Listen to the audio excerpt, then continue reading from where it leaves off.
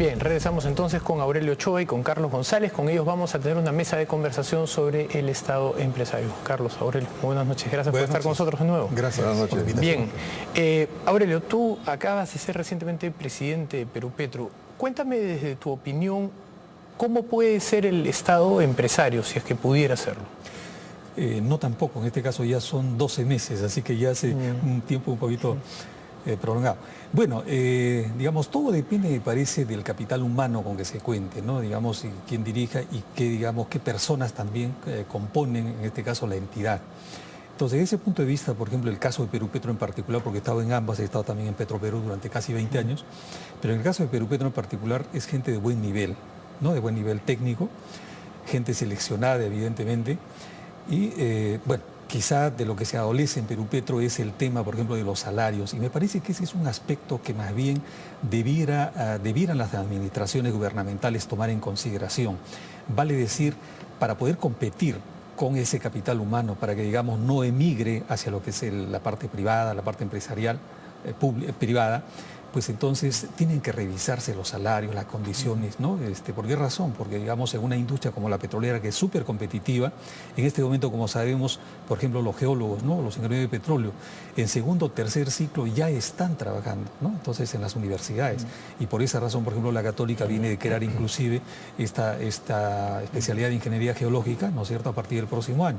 Y así lo van a hacer otras universidades seguramente. Pero regresando a las empresas estatales, en este caso me parece mucho tiene que ver con el capital humano, es decir, hay que tratar de cuidarlo. Y es el caso de ¿Usted no cree que sean factores endógenos, internos, del tipo de los incentivos que enfrentan los burócratas finalmente, sino el entorno en el que están? Bueno, influyen ambas cosas, tanto endógenos como exógenos, es obvio, ¿no? Sin embargo, lo que habría que señalábamos era que cuidar es precisamente que los factores endógenos que pueden, ¿no?, que pueden corregirse, como son la parte salarial, ¿no? Entonces me parece que eso, digamos, puede incentivar a precisamente captar los mejores elementos, en este caso que salen de las universidades, pero qué atractivo pueden tener en una empresa pública, en este caso cuando ven limitadas sus aspiraciones, por lo menos de tipo salarial, o inclusive a veces ingresan pues simplemente para hacer una especie de práctica profesional, ¿no es cierto?, estar unos años y luego de lo cual con ese aprendizaje emigrar. Y eso es justamente lo que debiéramos evitar, es decir, tratar de conservar ese capital humano. Ahora, eso es desde el punto de vista endógeno. Desde el punto de vista exógeno, bueno, definitivamente todo depende de la administración gubernamental que esté, digamos, de turno, ¿no? Dependiendo de la política que lleva adelante, si quiere o no fortalecer la empresa pública, o si, por ejemplo, pues, digamos, puede estar con ciertas hipocresías en que sí y no, o no y sí. Entonces, ante esas dudas, definitivamente también se produce en el capital humano de estas empresas, pues, cierta incertidumbre, ¿no? Entonces, me parece que eso es lo que hay que tratar de cuidar, o sea, tanto la parte exógena como la parte endógena. Muy bien. Carlos, ¿cuál es tu opinión? ¿Se pueden crear burócratas, se pueden producir burócratas de buena calidad? Yo he trabajado 19 años, casi 20 años en Petroperú, así que es un poco difícil que mi opinión sea imparcial, ¿no? Pero voy a tratar. Yo creo que en la medida en que uno pueda... Tenemos ejemplos en el mundo de empresas estatales, me refiero exclusivamente a las petroleras, empresas estatales petroleras buenas, regulares y malas. La experiencia nos dice que entre estas empresas petroleras buenas, una de las recetas por las cuales han funcionado es que no ha habido injerencia política, la política de desarrollo de personal se ha seguido de acuerdo a lo que funciona en una empresa privada. Los primeros años de Petroperú, la política de desarrollo de personal, la política de capacitación, etcétera, era la misma política de la IPC. Exactamente la misma política de la IPC. Entonces, y Petroperú formó cuadros muy importantes de profesionales, pero siguió esa política. En los primeros años, parece paradójico, los primeros años en la época de la dictadura militar, como organización comenzó a funcionar bien. El problema es cuando comienzan a suscitarse ya los cambios de gobierno cada 5 años. Cada 5 años se comienza a cambiar también la cultura empresarial de la empresa. Eso no funciona en una empresa privada.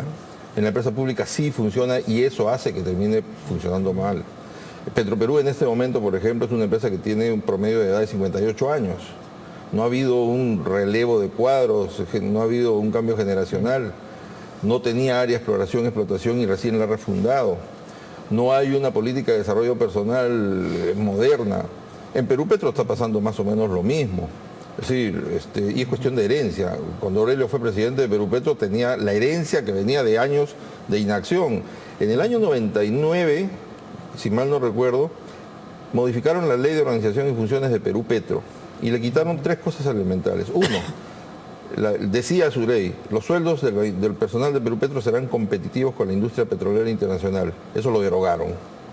2, Perú Petro no está sujeto solo a control posterior de la Contraloría. Eso lo derogaron. Ahora la Contraloría está clavada todo el día en Perú Petro. Y el 60% del tiempo de los funcionarios de Perú Petro se dedican a absorber las consultas de la Contraloría, los hallazgos de la Contraloría. Y 3, las contrataciones y adquisiciones de Perú Petro se rigen por su reglamento aprobado por su directorio. Todo eso derogaron. Le quitaron el relativo nivel de autonomía que tenía Perú Petro y por el cual en los primeros años estuvo funcionando muy bien. Los sueldos se quedaron congelados, se comenzaron a ir los profesionales. Petroperú se ha dado el lujo de quitarle profesionales a Perú Petro porque paga mejor. Cuando yo pasé de Petroperú a Perú Petro pagaba casi el triple de lo que pagaba Perú. Ahora se están yendo al revés, ahora de Perú Petro se están yendo a Petroperú. Hay un problema de falta de sintonía entre lo que está pasando entre Perú Petro, Petroperú y el resto de la industria. Si eso no se corrige, entonces yo creo que el rol empresarial de estas empresas va a estar un poco complicado. Les hacía la pregunta a ambos, habíamos conversado antes y sabía que los dos habían participado del Estado, porque la mayoría de personas que estudian hoy día la práctica de los trabajadores públicos, burócratas sin ningún tipo de alusión, ¿no?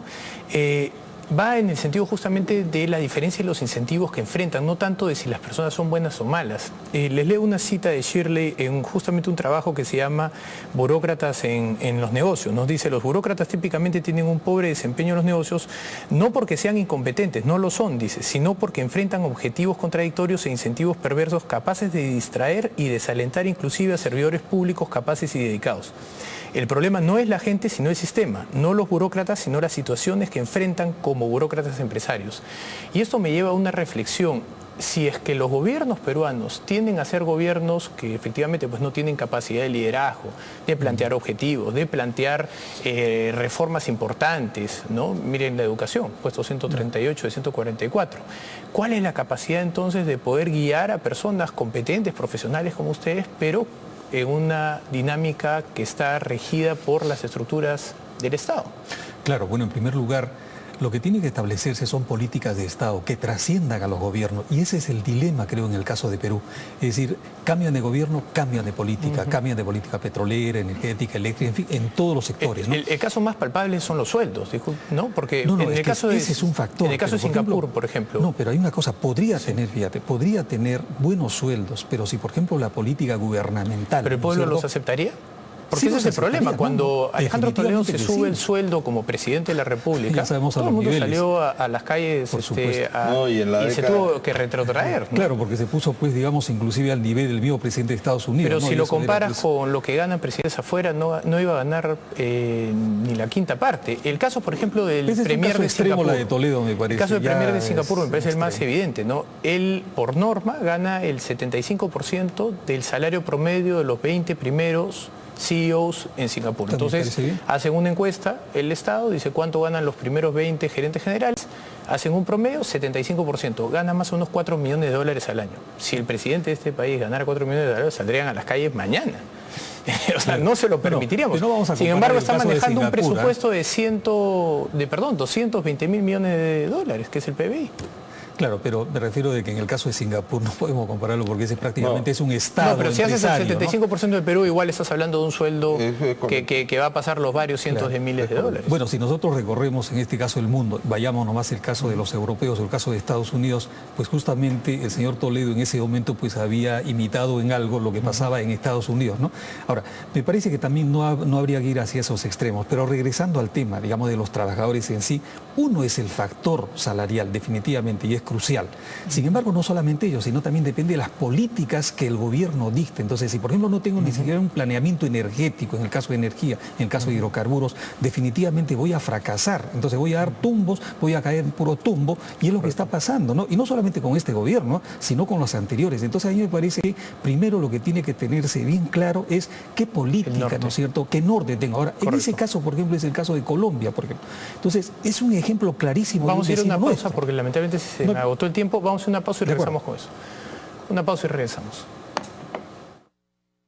Scotiabank descubre lo que